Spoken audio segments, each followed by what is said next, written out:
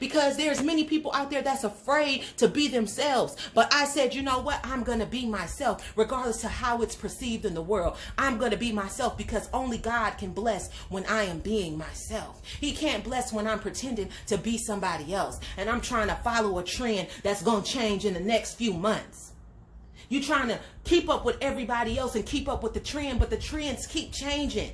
And you're getting older and older and older. So why not just be yourself? Because can't nobody beat you at being you. You can't be them and they can't be you. So you might as well be you because there's only one you. So that makes you original. But when you're trying to impress people, all you're going to do is end up depressed. You're trying to impress people and you're going to end up depressed. You're doing all these things to make other people believe that you got it going on.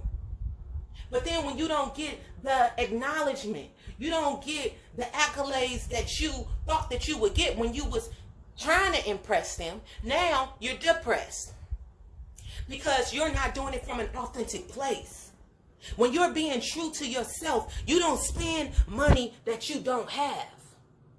Because there's more priorities that you should be doing. And so you don't get rewarded for doing things that are not in alignment with what God has called for you to do. You have to get back to a place where you're being authentic about who you are.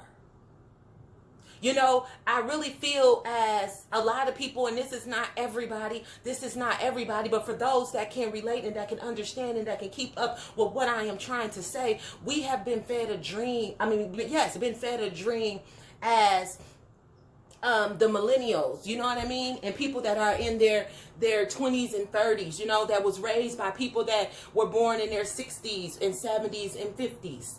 Because we were the era where we got spoiled because our parents didn't have much, so they spoiled us.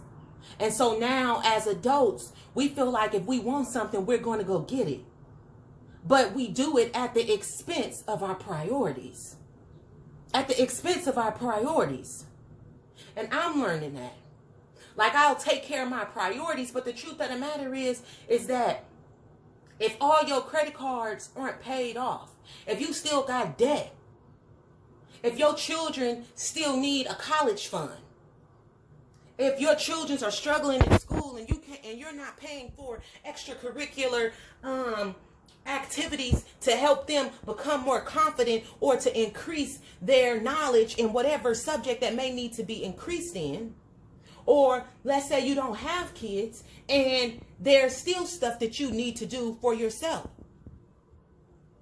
Maybe you want a higher education. Maybe you want to focus on your health. Maybe you want to focus on some type of skill set. But instead of investing in those things, you trying to buy the new Jordans. You trying to buy that new Fendi purse. You trying to buy the new Balenciagas. You trying to buy the new Prada, Dior, whatever it is. But you trying to keep the Yeezys, whatever.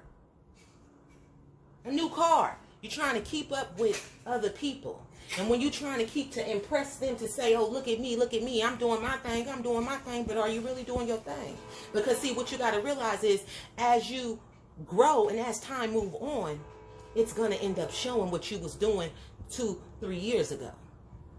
So let's stop trying to impress people and get back to where we're being true to ourselves. Because when you're doing you and you're being true to yourself, you're only trying to keep up with you. You're trying to be better than yesterday. And when you're focused on you and you're trying to be better than yesterday, let me tell you something. You'll always stay above the wave. Because you're not like the double-minded person. You're not swerving to the right or to the left.